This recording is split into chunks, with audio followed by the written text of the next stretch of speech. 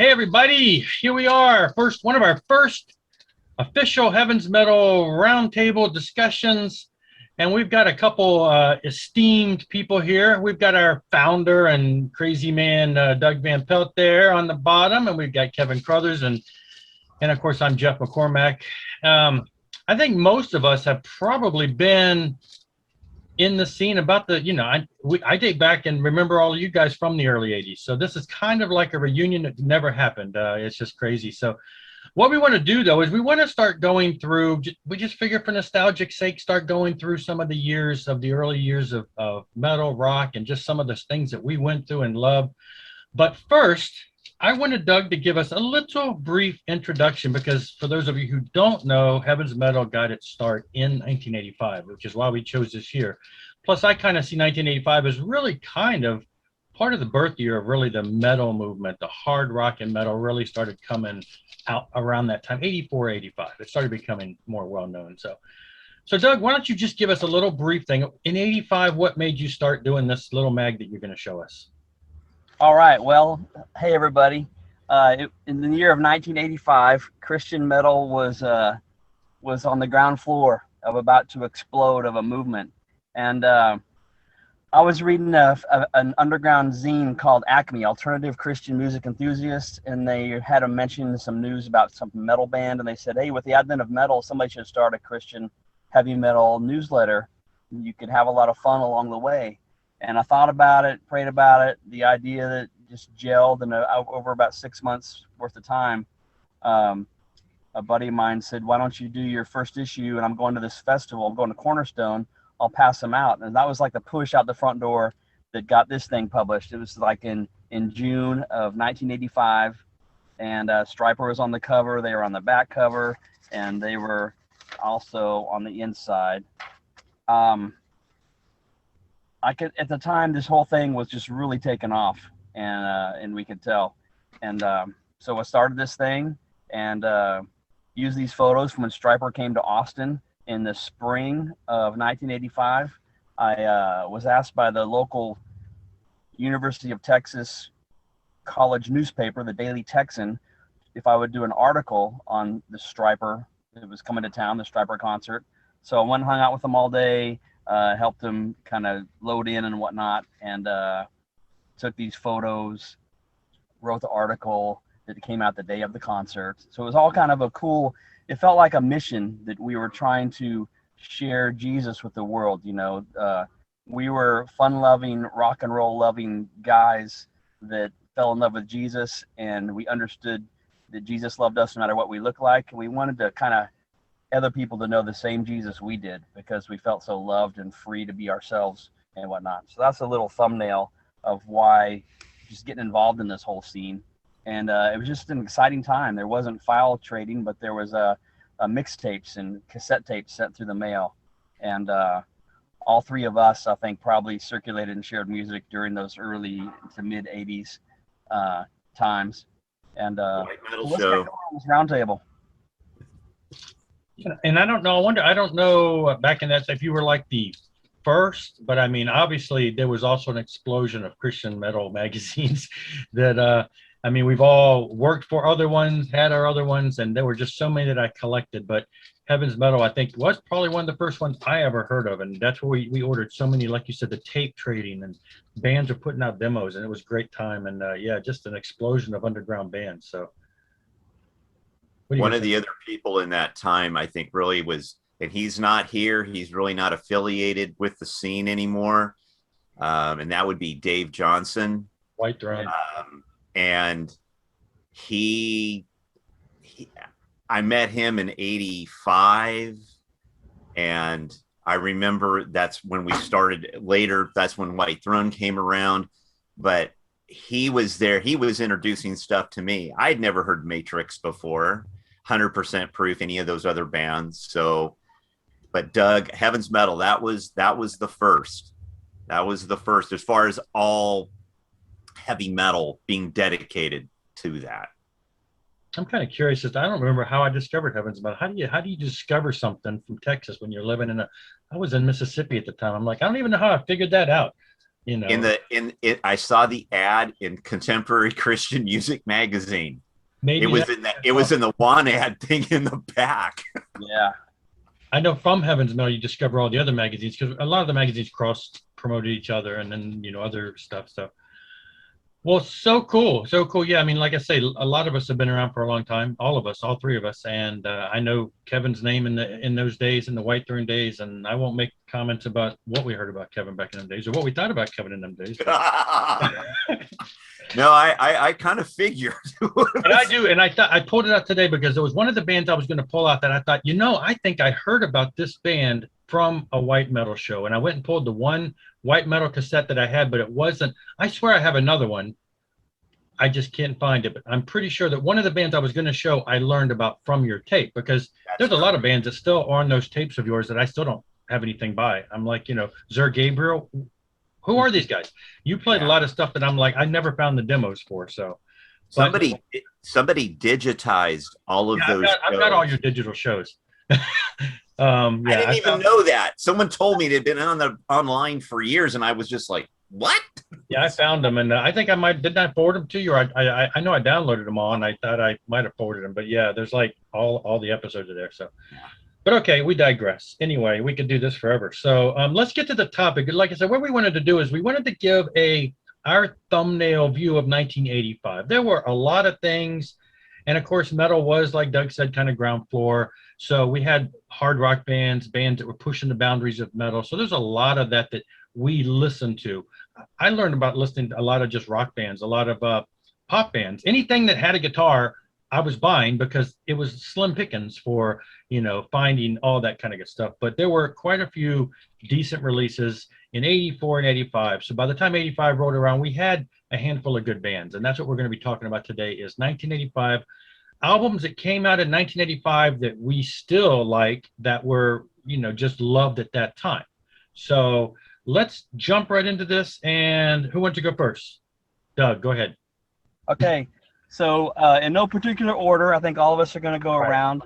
I did some research I had like a must-have list in the first issue of Heaven's Metal magazine. And many of these came out in 80, 82, 83, and 84. Albums by like the band First Strike, Rock of Offense, came out in 84. But the first one I want to throw out there is Daryl Mansfield, Revelation. They had a song and a video for the tune Jesus Will Reign.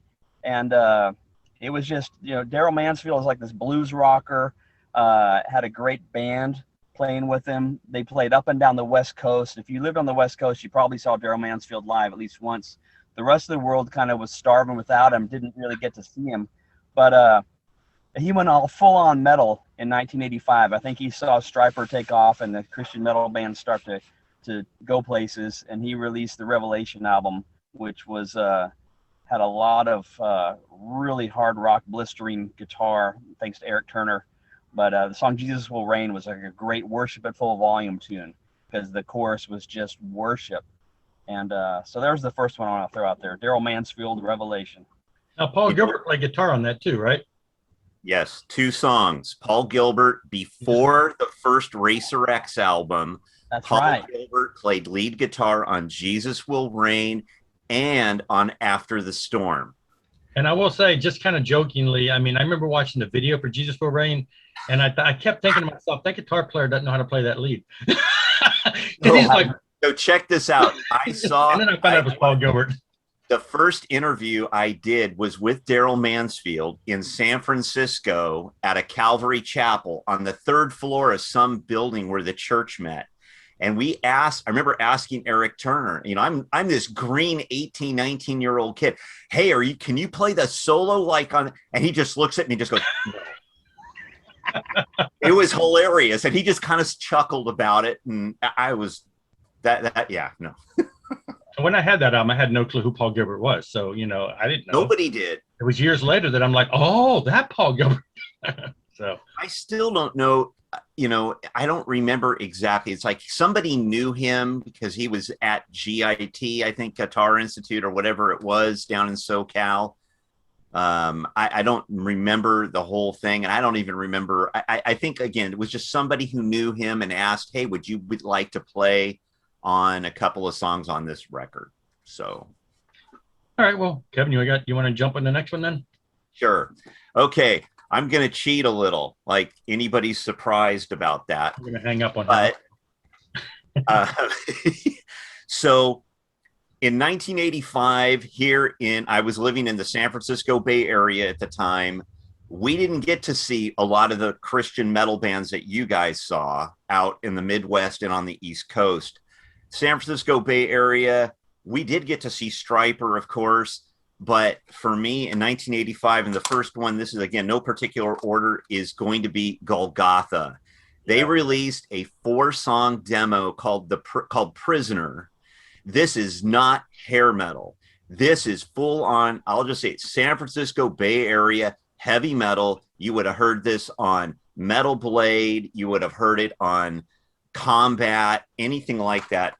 But I have to go even one step further than that, because I recorded on this cassette in February of 1985. There was a advertisement, and that was an art story article of the March of Dimes Walkathon, and Golgotha was going to play at the Walkathon at the community college, which was 5 minutes from my house. I went, and then I was sitting there waiting for the band, and I thought, I should record this. So we drove back home. I grabbed my boombox and went back and recorded it. I sent this. This had Tony Kreider from Crossforce, Adam Alvarez from Valor, and then later on Gypsy Flight, Gary Gladson, who was in Golgotha, as well as Mercy. And then Al Whalen played drums, who went on to play drums for Soldier. I played this to death. So when I actually met Al and Adam at a Bay Area Christian musicians meeting that was canceled, we met in the parking lot, and I remember saying, Golgotha guys. And I started talking to them. I'm, again, this 18-year-old kid, and they're looking at me like, how do you know all those songs? And I'm like, well, I recorded your show back then. And they were like horrified that I had recorded, their thing. And I still have it. I actually sent a copy of this to Gary Gladson about a year ago through, in the internet. And he was blown away that the audio quality of it. I was blown away. We're talking some Radio Shack boombox.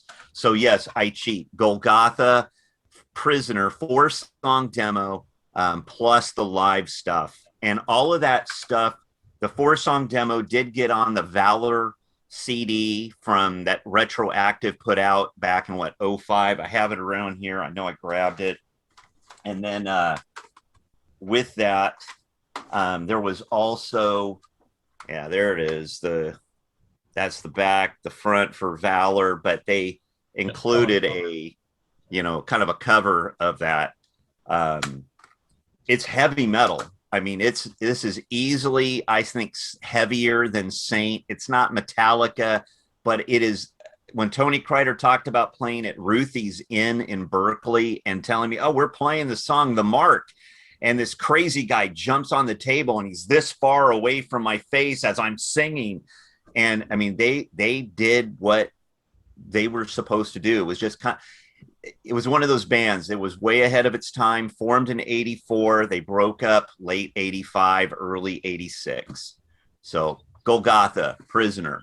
I think I discovered that probably through Heaven's Metal, because I did buy that probably in early 86 and fell in love with it.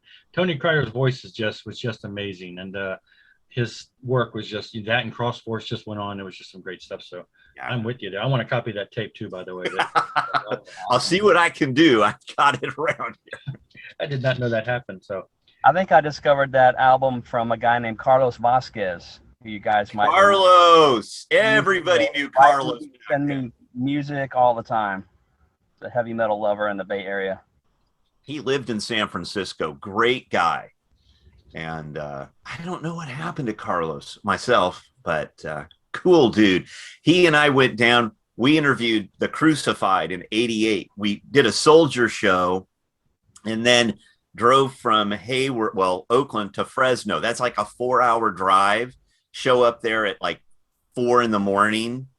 Got lost. It was a nightmare, but it was a lot of fun. But Carlos was a cool guy. Okay, well, I feel like we kind of have to mention this album. It's kind of on the top of my thing only because it was probably very pivotal, at least in my life, and that's, Stryper. And I think it's Keep the Glare Down. So real brief in a nutshell for me, it was around 85 is when I basically trashed all my secular music and started listening to just Christian music. And so 85 for me, I was slim pickings on what I could get.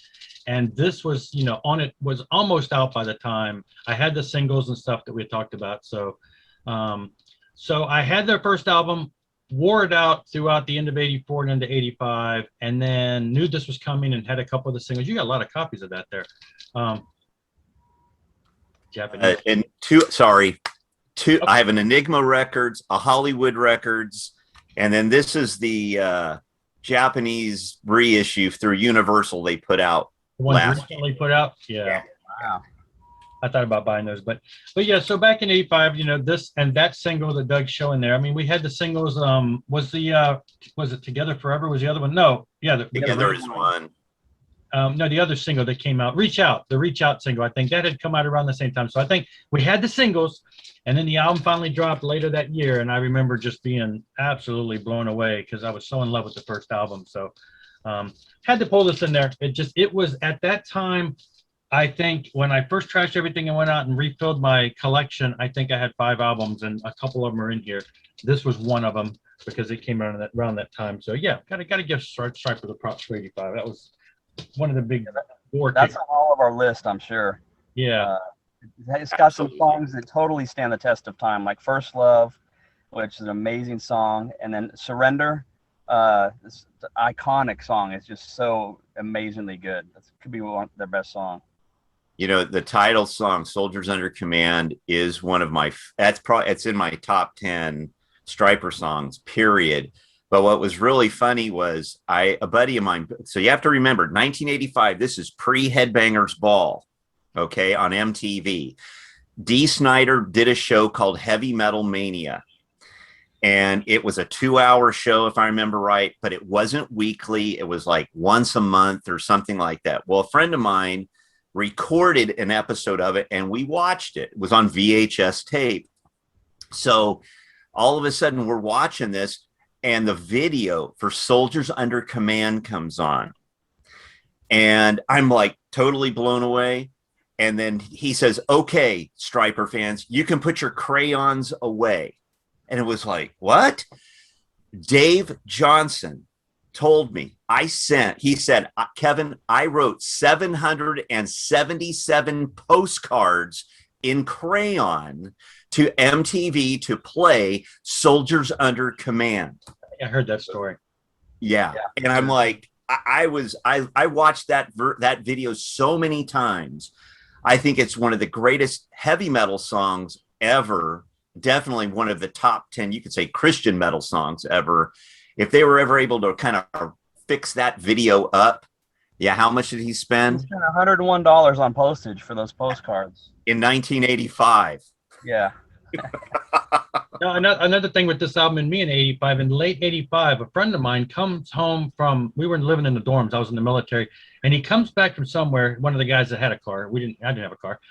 Dude, we met this band. This guy had long hair and we met him at the gas station or something, and he's in a Christian band and they're playing tonight. So we all got in the car and went to the next town over, and they were playing covers and it was a band. And unfortunately their drummer didn't show up, so they had a fill-in drummer, but they were playing Daniel Band and Philadelphia bands at that time. I don't think I'd heard so much of, but they were playing Makes Me Want to Sing.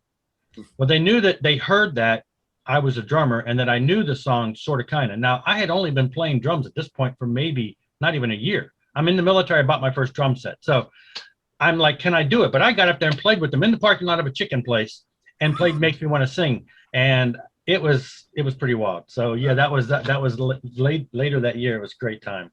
That's funny. All right, Doug, moving on to number 2. All right. So number 2, I'm going to go with a dark horse pick. It's this band. I think they were from Chicago. It's called In 3D, and the album No Glasses Needed. Oh, wow. That's an amazing album. And had a really cool sound. It kind of mixed a little bit of modern rock. Their second album had a little police reggae / influence to it, But this one was just kind of sounded like a Glenn Kaiser side project. Had kind of a rough sounding bluesy vocalist, but in 3D, no glasses needed. I actually think that one has a more, I mean, that one feels a little more police-like at times because of the way the guys see the whole "it's raining, it's pouring," and some of those songs kind of come in. So I always thought that felt like that. Yeah, that's must-have right there. I wish they would reissue that on something. I think it never came out on CD, but I have the vinyl of it. So yeah, I've never seen that reissued. That I remember back then, that was one of the bands I remember listening to, and I went, well, there's a little edgy guitar on it, but it didn't really grab me. Yeah. And it's one of these bands now that I'm kind of going, I'd probably go back and see about picking that first one up. I remember that it's a little artsy. It's not so much edgy, but at the time, Scrounge Your Free thing, I loved the first album. And I thought the second album should come out on CD. I think the first one was reissued on CD by the band 10 years ago or so. But the second album I thought was a little too commercial. It became kind of that. It was on Refuge Records, yeah. I think, back in the day. All right. Then all right.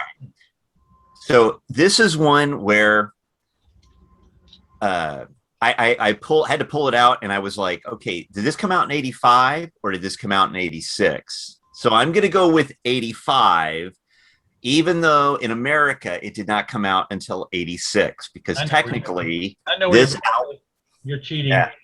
Yeah, no, it's not cheating. Well, here, go ahead.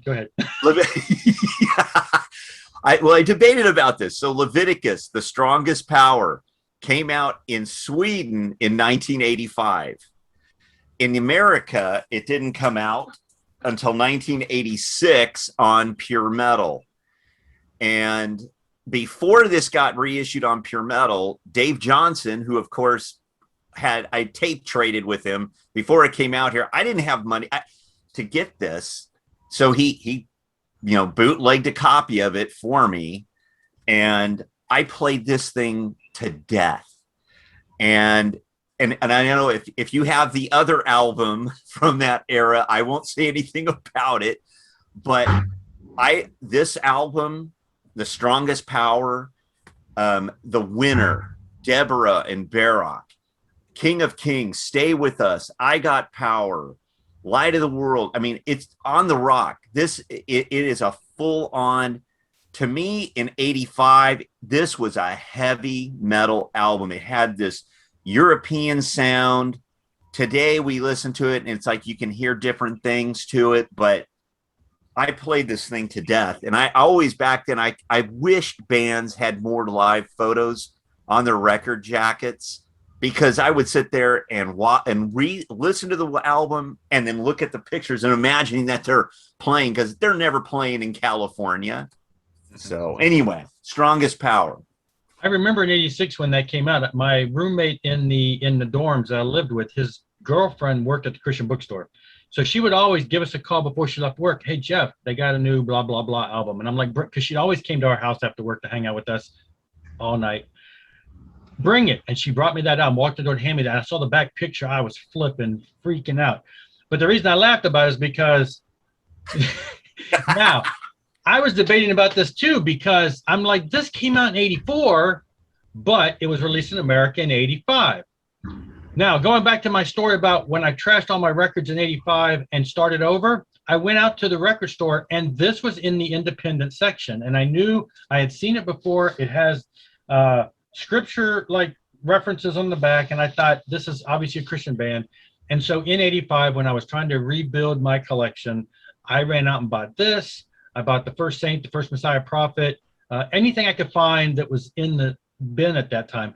So then I thought this was really an 84 release, but yeah, you're right. I mean, it was 84 when it first came out, 85. So I counted this as 85 because it came out for me in 85. So, but Strongest Power, yeah, strong, even stronger album, but I still absolutely love this. I love the early years with the original singer, and I won't say, but I hear there may be rumors of reissues of this. So we know that Swedish version of their of this album is coming out. I've already pre-ordered it on vinyl. So yeah, I mean, and this is just great stuff too. All and it's more live picture on the back, like you said. Yeah.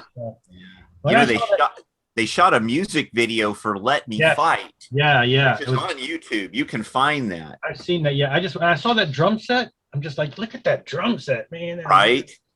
He's got like at least three bass drums. But anyway, still one of my favorite albums. Just for me on that record, what tipped me was they had a 4K review in Kerrang. Wow. Yeah. On the original label.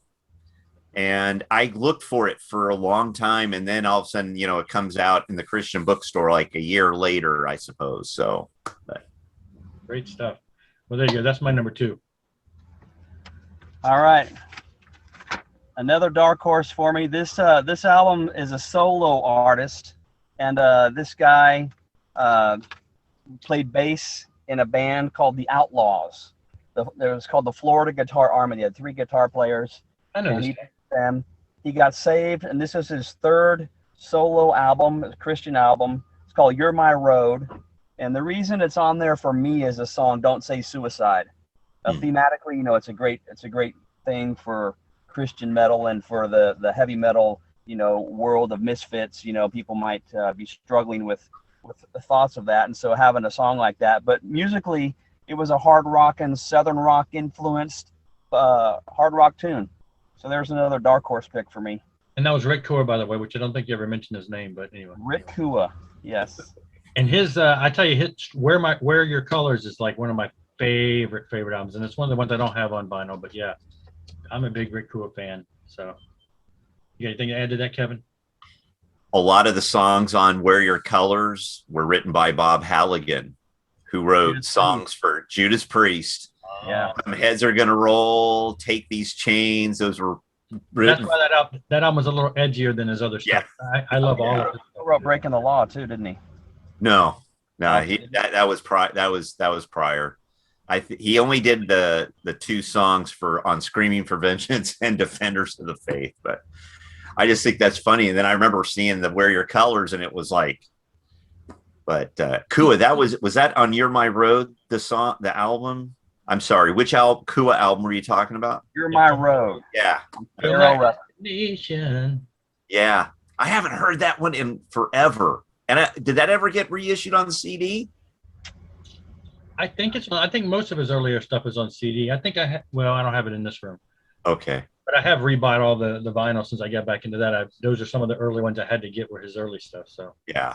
Subterranean hard rock room. Yeah. So, okay. All right. So 85. So I basically printed out a list here. So if something ever got picked, so it's like, and this is in no particular order. I'm going to pick one that, I'm going to grab one that I actually have something here.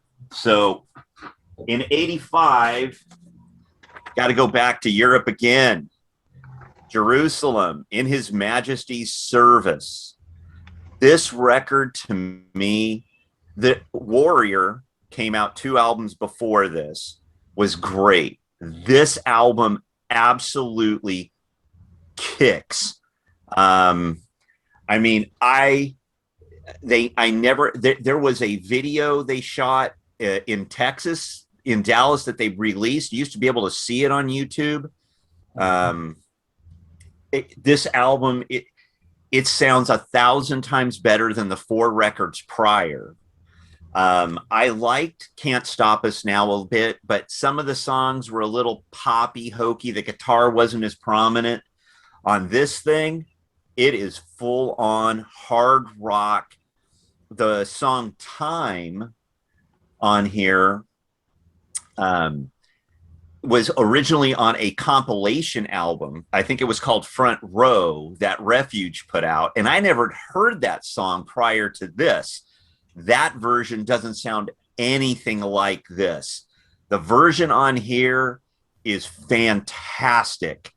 And was it a year ago? 3 years ago? Yeah. Dave, Retroactive Records, they reissued it, and it sounds fantastic. Apparently, a lot of the masters were lost, and some of the on the vinyl, all the songs flow together, but on the CD, it doesn't quite flow the same. But this is an absolutely classic hard rock heavy metal album.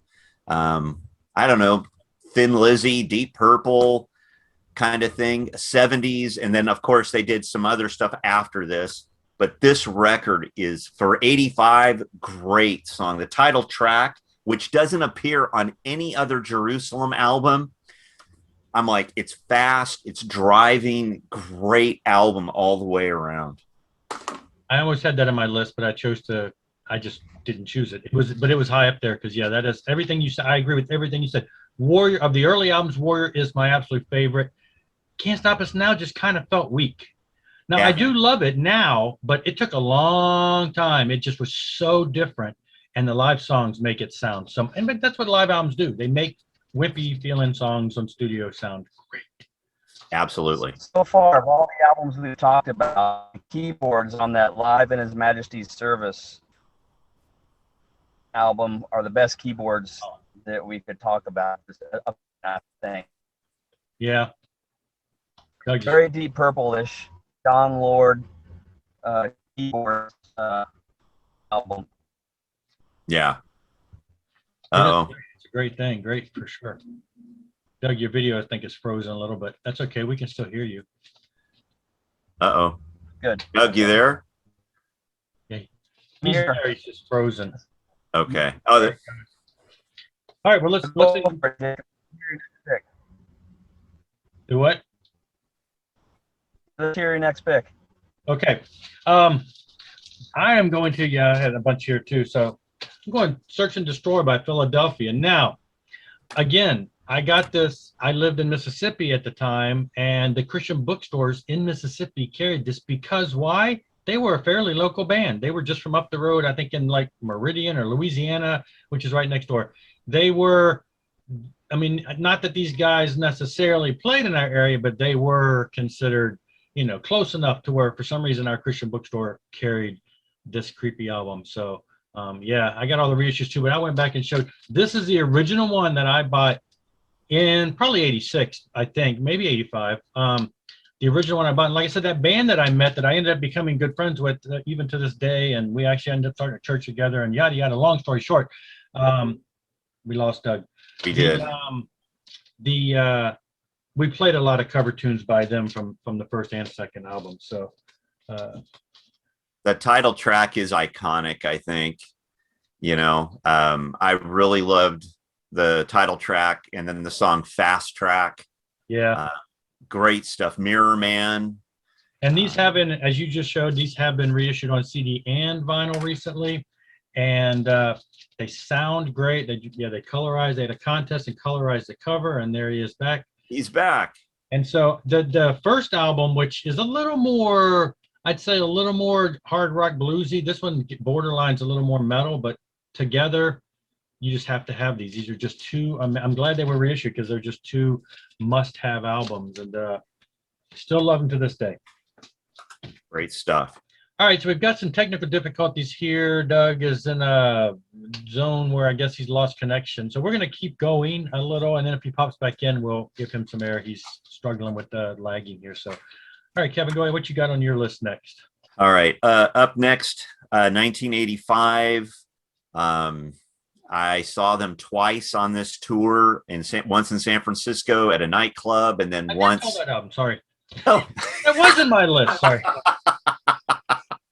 Sorry for interrupting you. I just realized I did pull it. No.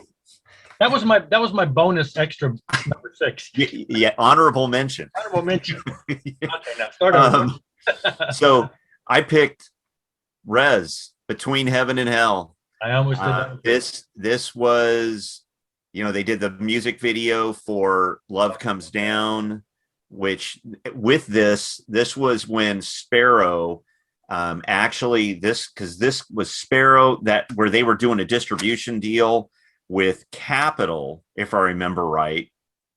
And it was this big deal that they were going to get all this secular, distribution, which frankly, a lot of times back then just meant you'd be in Tower Records, but still in the religious section. So yeah, right. So you didn't have to go to a Christian bookstore, but you still had to go to the religious section. But this album, so for me, I play when Rez played hard rock and heavy metal, I loved them. And then they would play, sometimes they'd play these poppy, quirky, kind of new wavy kind of things at this stage where I just went, eh. But I mean, the main event, Love Comes Down, I think, Nervous World is like really heavy, frankly, for Rez. And when I saw them play at Wolfgang's in San Francisco on this tour. That's where I saw Stryper in January of '85, their first Northern California show, which is everybody's favorite bootleg, I'm sure. Of course, that's also a Dave Johnson boot, but Rez, Altar Boys opened and they were great. But of course, I couldn't talk about this album without mentioning everybody. It seems like everybody's favorite Rez song, Shadows, which when I heard it, to me, the acoustic guitar part reminded me of a Loudness song off of Thunder in the East. I don't know why, it just always did. I don't think Rez ever heard of Loudness, but Shadows, it's one of these story type tunes, has that acoustic intro. It's kind of a cautionary tale lyrically, but a great song. And they got great production out of Tone Zone. And I believe Japuza just, Gur Records just reissued this, supposedly been remastered earlier this year. So I played this one to death. And then they took like a 3-year sabbatical after this, it seems. So Rez, Between Heaven and Hell. Yeah, the only time I got to, and this segues into, if I'd have known you were bringing up those Dave Johnson tapes, I could have mentioned, I have a couple of Dave Johnson tapes, but the only time I saw Rez Band live was at Cornerstone, because I guess their hometown, in 1987, at which time I met Dave Johnson. At which time he gave me a live Deliverance bootleg, a live Guardian bootleg, which I still have in my. They're probably all from the His Festival.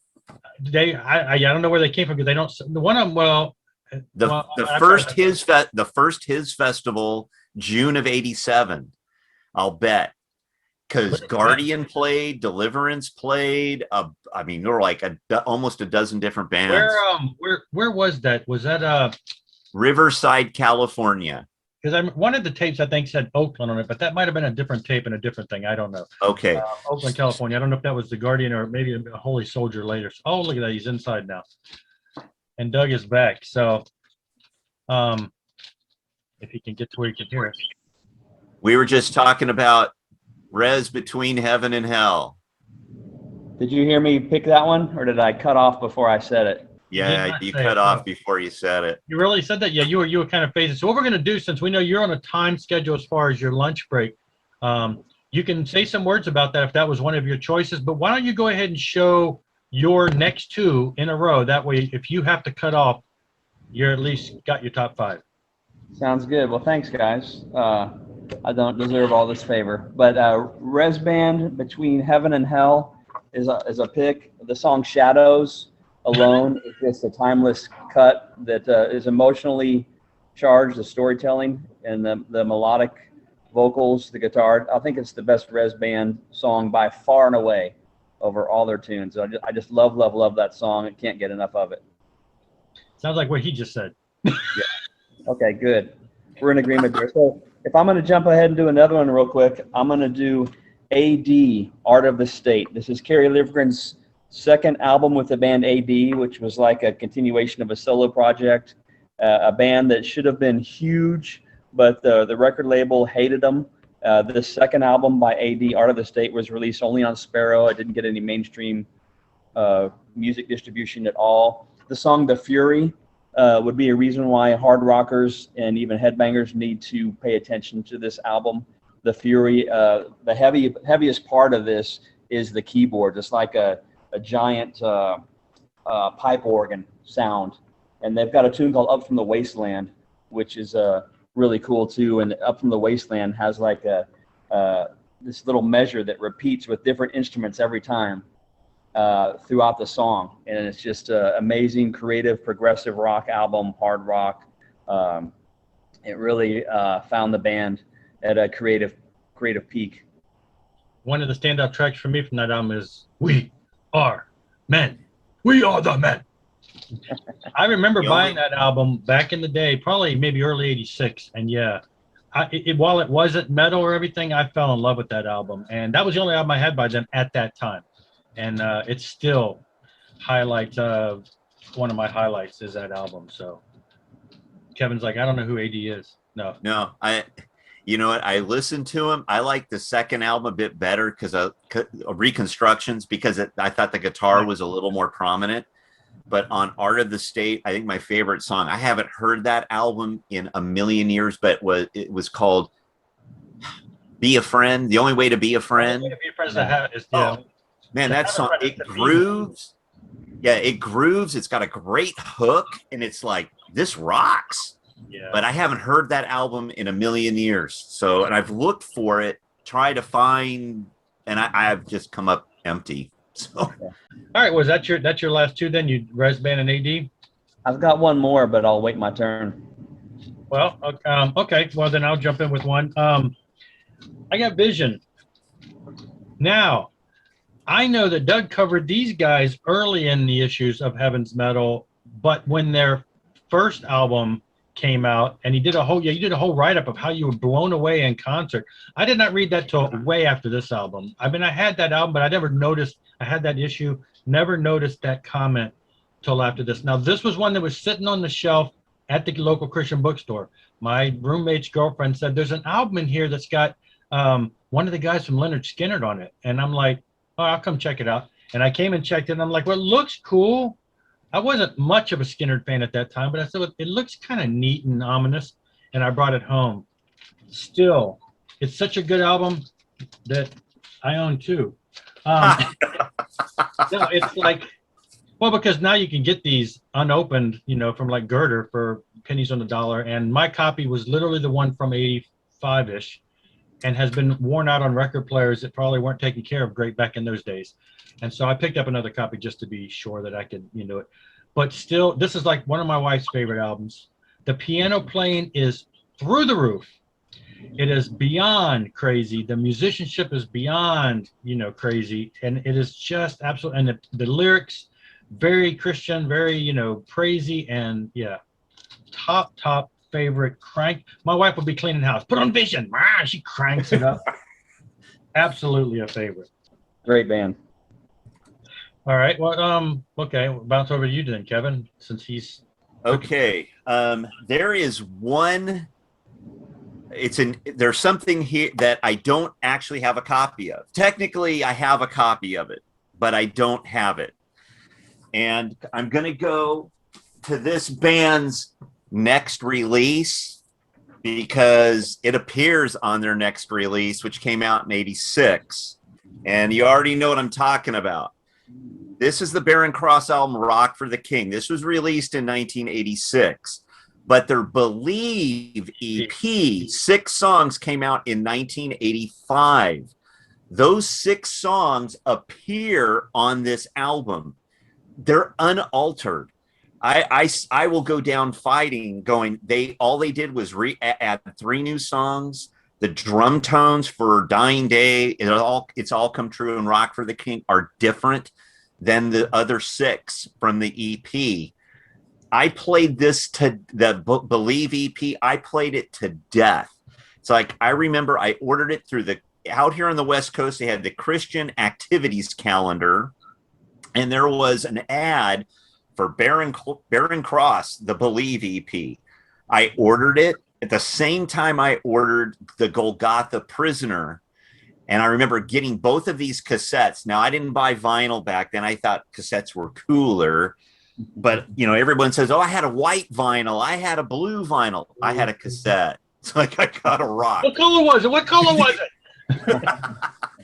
But the Iron Maiden thing with Mike Lee's voice, I'd never heard him before. It is absolutely fantastic. I mean, 1985, what more could you want as a 17, 18-year-old kid really going, I want my Iron Maiden. Okay. So Believe, 1985 I from think I Baron might have had a Cross. I might have had a copy of that on vinyl back in the day. I don't know. I'd kill for one now, but not literally. But yeah, they're pretty tough to find these days for a decent price. Yeah. Next. Anything to add to that, Doug? Nope, just waiting my turn. All right, fine, go. Okay, so I don't know if you talked about this when I was offline, but I have it written down as being released on Rotten Records, and it came out on Murata later, and that is the band Saint, Warriors of the Sun. 1984, brother. Yeah. Wikipedia told me it was 85. 84. Or, no, this Wiki did. Are you sure about it? No, Because I know was the Rotten one on 84, maybe Murata. That's one of the first ones I bought in 85, but I always thought that was an 84 release. So the Messiah, Rotten was in 84. yeah, Messiah Prophet, The first Rock for the Flock came out on Murata in 84, and they both came out at the same time. That's right. Now, Rotten Records, I've got the cassette over here. Thank you, Mr. Richard Lynch. That came out in 84, so I don't know what the time frame was, but I will say 85, yeah. Warriors of the Sun came out in 84. But we won't told you very much since it was kind of a bonus one. So I would have pulled the same thing because that, like I said, the first Messiah Prophet, first Saint, and first Leviticus were 1985 was the beginning to add to my Stryper collection of Christian metal. So absolutely pivotal releases. And I'll even throw in a couple of the early Barnabas albums, because those were just like, that was the hard rock and metal central, all that they really had at that time. So we could do a 78 through 84 episode. Yeah. Well, I'm going to throw, but no, let me see. You want to do a bonus one, Keven, or do you have a bonus? You got a lot. I have one more I can throw out here. And hopefully this isn't on anybody else's list, but in 1985, even though I probably didn't hear it till early 86, it came out in 85, Bloodgood, Metal Missionaries, 4-song demo, Battle of the Flesh, what was it? We had Awake, Accept the Lamb, Anguish and Pain, and Battle of the Flesh. When I first heard this... New and improved. Yeah.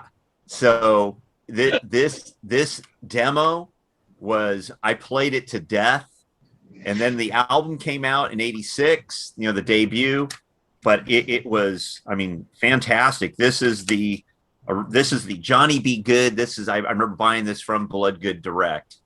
So great stuff.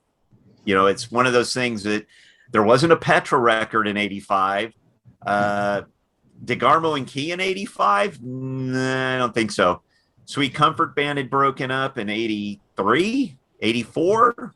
So it was like, like you guys, I was scrambling for anything, that you could get. So.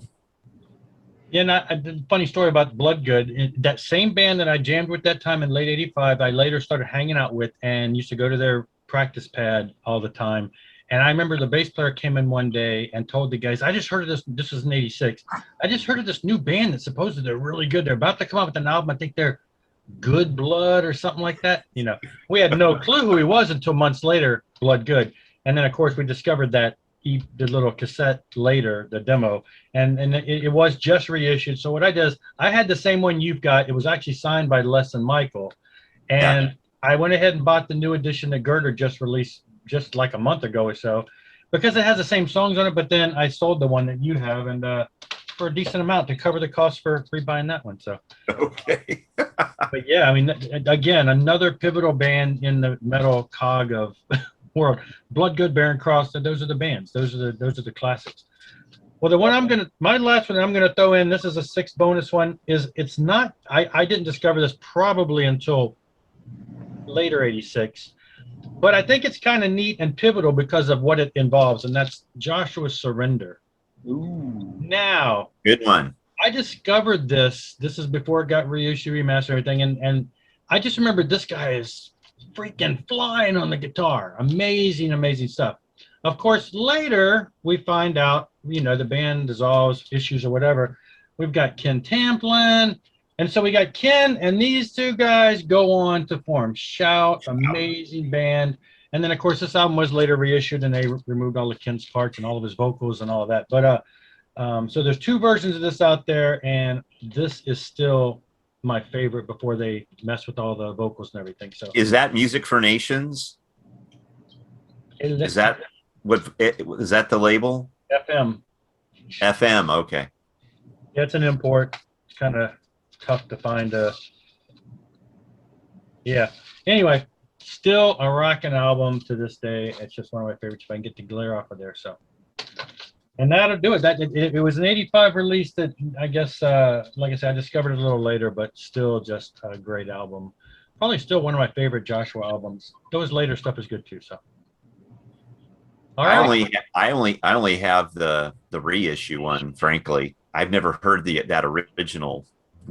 I've never heard it.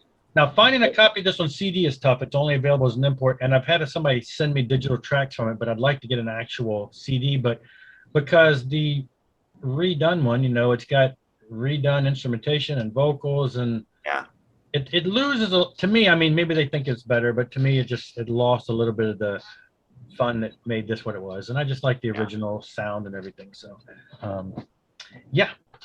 And then, you know, his other albums are pretty good too.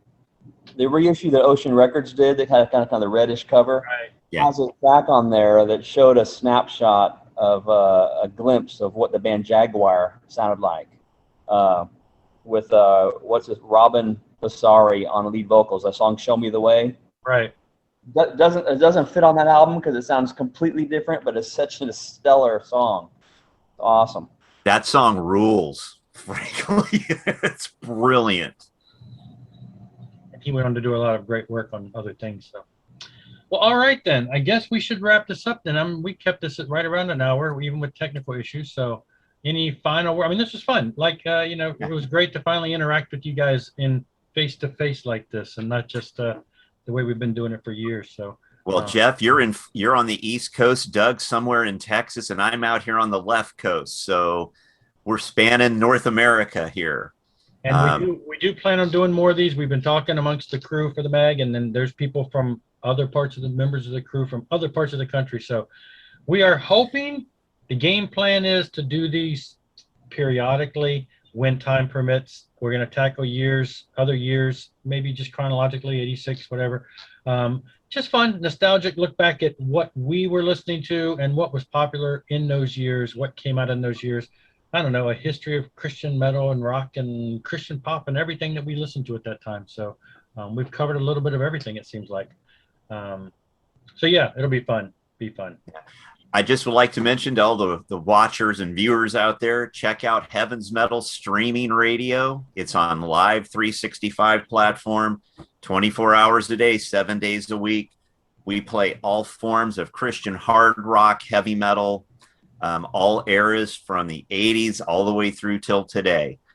Commercial free. So you want to check that out. And of course, I'm sure Jeff and Doug, you'll mention the magazine, so I'll leave you to that. Yeah, and the video is gonna, you know, the website is there for everybody to see. So and the streaming radio is right there on the website. If you when you start digging into the website, you can listen to it while you read. So be sure to check that out. It's it's great that Kevin's really headed off this station and made it great. Yeah, buddy. I just want to cap things off and give a special shout out to the year 1985. If it wasn't for you, we wouldn't be here right now. It wasn't the very beginning, but it really kind of gelled that year, solidified this movement called Christian heavy metal. And man, it was a launching pad for so many things, so many bands. I know it was my start. Yeah. So, all right then. Any other final words? No, we're going to let Doug do the final words. Well, thanks a lot for watching, people, and we will be back, and catch us on the next episode whenever that may be. And make sure you subscribe and like and all that fun stuff on YouTube and wherever this video may appear, and we will see you next time. Rock on!